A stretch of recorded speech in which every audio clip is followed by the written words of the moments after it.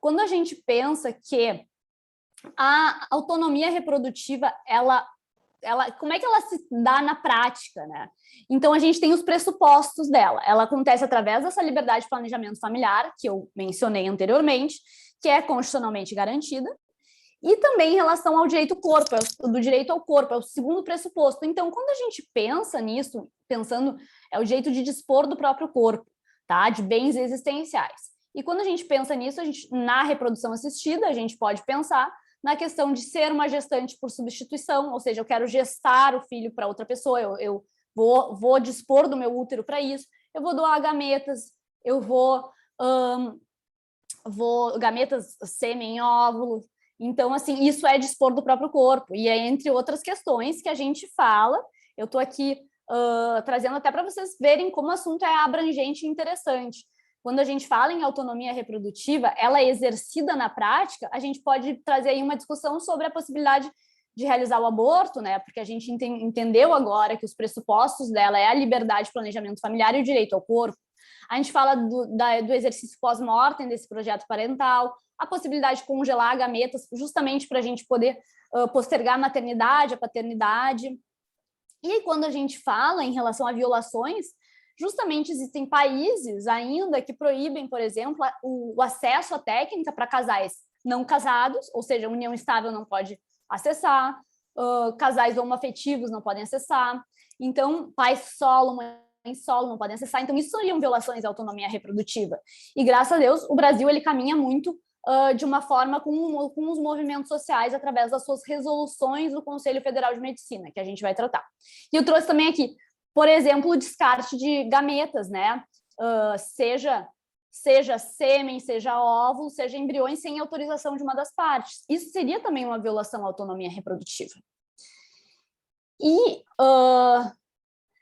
aqui eu trouxe para vocês a nova resolução, não vou adentrar muito nela, mas é a nova resolução do CFM. Ela teve algumas críticas, foi sancionada no passado, mas ela traz, as nossas resoluções, elas são positivas no sentido que elas caminham sempre para um movimento social. Então, ela se atualizou rapidamente em relação à permissão do uso da técnica para casais homoafetivos, união estável, e também para a ideia de que não é necessário se ter uma doença vinculada à infertilidade para se ter acesso às técnicas de reprodução assistida.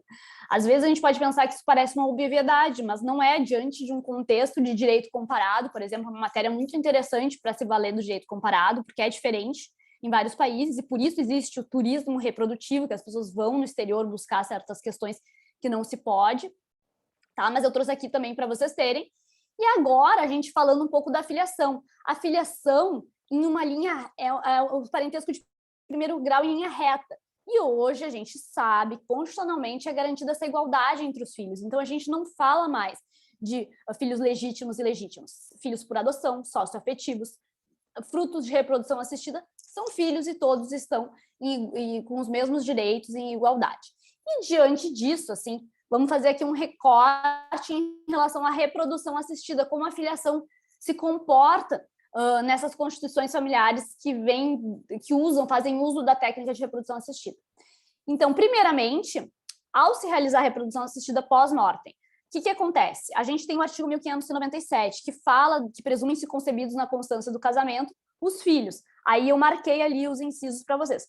De reprodução assistida homóloga, que é com o sêmen de ambos do casal, e a questão heteróloga ali no último inciso, que é com um sêmen ou um óvulo doado. O que diz? Se a gente olhar de uma forma restrita esse artigo, ele vai estar dizendo que não é necessário o consentimento no caso de uma reprodução assistida homóloga, mesmo que falecido uma das partes, tá? Falecido o marido, uma interpretação restrita.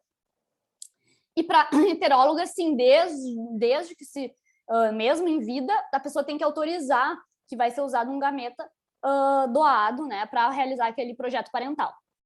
Então, assim, essa é uma interpretação restrita, só que e aqui vocês têm que entender que eu vou trazer no próximo slide uma jurisprudência atualizada, mas já teve casos em que não foi necessário para realizar a reprodução assistida pós-mortem o consentimento de uma das partes, e teve o vínculo de filiação.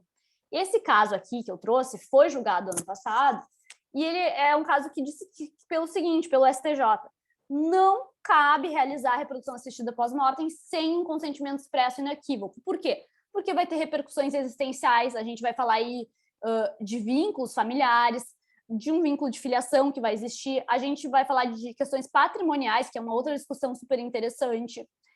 E aí teve voto divergente, é interessante vocês lerem esse julgado, mas o principal é que ficou estabelecido que sim, a gente precisa de um consentimento expresso para realizar a reprodução assistida pós-morte, seja ela homóloga, seja ela heteróloga. Lembrando, o artigo, se interpretado de uma forma restrita, a homóloga não precisaria, mas hoje a orientação é que sim, se tenha um consentimento expresso, e não somente expresso um consentimento geral, como muitas vezes as clínicas fazem, mas um consentimento específico para aquilo, tá? Essa é a orientação. Eu trouxe para vocês também o Warfare Parallax, é francês, que é o caso paradigmático que deu o pontapé para essa discussão sobre a reprodução assistida pós-mortem, tá? Na França é um país em que a técnica de reprodução assistida, somente ano passado, por exemplo, as mulheres homoafetivas femininas puderam ter acesso.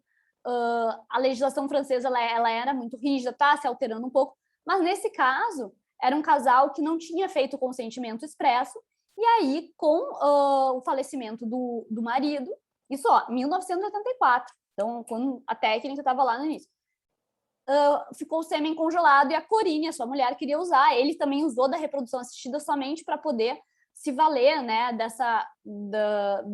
de ter sucessores após a sua morte. Somente nas instâncias superiores, então, que a Corinne ganhou, e ela já era infértil, infelizmente. Não se perdeu o objeto da demanda, né?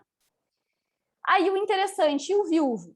Como é que fica o viúvo? A gente fala aqui sempre na perspectiva da mulher que perde o cônjuge, o companheiro. O viúvo também, aqui eu trouxe o enunciado para vocês, é possível que o viúvo use desse gameta feminino através de uma gestante por substituição, e aí consiga fazer essa reprodução pós-mortem. Filhos concebidos pela união estável está equiparado em relação aos filhos, em relação filhos de casamento na união estável, ou seja, também tem as questões do consentimento numa inseminação heteróloga, mas não vai ter diferença em relação à formalização desse vínculo jurídico com a prole. Os filhos de pais homoafetivos, e hoje a gente sabe que tanto a resolução do Conselho Federal de Medicina não diferencia se pode se valer, e não só isso, não precisa, pode ser casados ou em união estável, apenas um deles pode ir no registro civil, né, fazer o registro da criança que nasceu. Então, assim, isso na verdade é uma coisa que parece, mas na prática faz diferença, porque ter que esperar até a outra pessoa poder ir no registro, a criança ficava dias sem ter o registro do seu nascimento, né? Sua certidão de nascimento.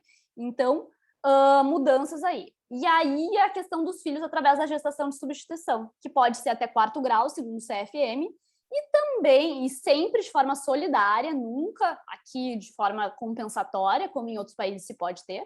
E aqui, caso até parentes de 4º grau não tenham essa possibilidade, a gente pode pedir para o Conselho Federal de Medicina uma autorização para outra pessoa se valer disso, ser sua gestante de substituição.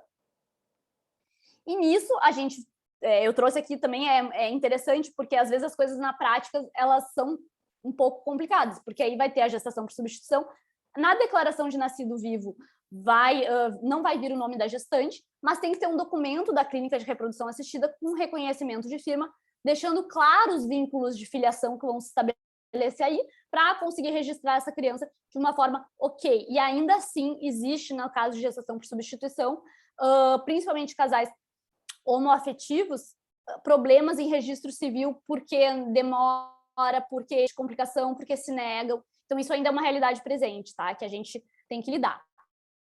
Eu trouxe aqui um breve panorama, lembrando, a reprodução assistida, ela materializa essa autonomia reprodutiva, ela torna isso possível, porque é uma técnica que permite a liberdade de planejamento familiar, a gente realizar o nosso projeto parental da maneira que cabe a cada um, seja postergar, seja não procriar. Então, lembrando sempre a escolha e a autonomia privada das partes. Eu quero agradecer, foi breve aqui, e fico à disposição.